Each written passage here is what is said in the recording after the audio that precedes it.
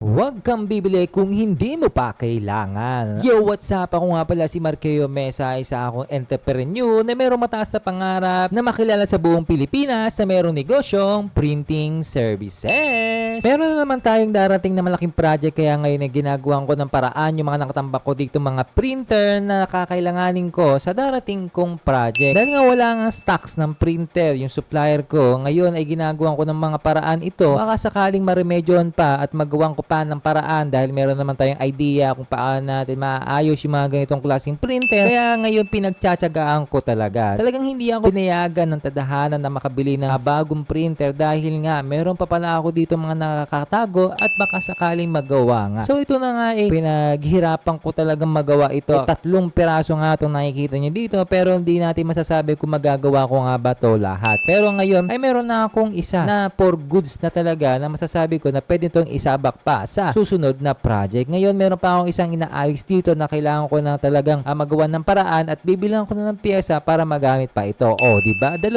piraso dapat yung bibiling kong printer dahil nga ayun ang kakailanganin ko para magawa ng mabilis yung darating na project. Pero ngayon, dahil nga hindi natuloy o hindi ako pinayagan ng tadhana na makabili, naayos ko pa yung mga nakatambak kong printer dito sa aking shop. Ayan. So, kaya nagpapasalamat ako na walang stocks kasi dahil nga nagawan ko ng paraan yung mga hindi ko nagagamit ng mga printer na ngayon ay nagagamit ko na dahil pinagtyagaan ko at pinaghihirapan ko na maayos ito para sa darating kong project sa aking mga client. Alright. Dito ko nga na-realize na kailangan palang i-check muna natin kung anong meron tayo. Baka meron pa tayong magamit na tingin natin na hindi tayo gagastos. Meron palang mga paraan na dapat gawin bago tayo maglabas ng puhunan para sa mga binabalak nating bilihing mga gamit para sa ating mga negosyo at magkakaroon tayo ng malaking tipid kapag nalaman natin na yung mismong mga nakatago pala nating gamit ay mapapakinabangan pa pala. Kung nagustuhan mo nga itong content ko na ito ay please pa-follow na lang ako and subscribe sa lahat ng mga social media accounts ko para lagi kang updated sa lahat ng mga content na ilalabas ko. Alright! Lagi nyo lang tatandaan na hindi masamang magtipid basta sa mataas na pangarap kakapit. Maraming salamat sa pakikinig. God bless po!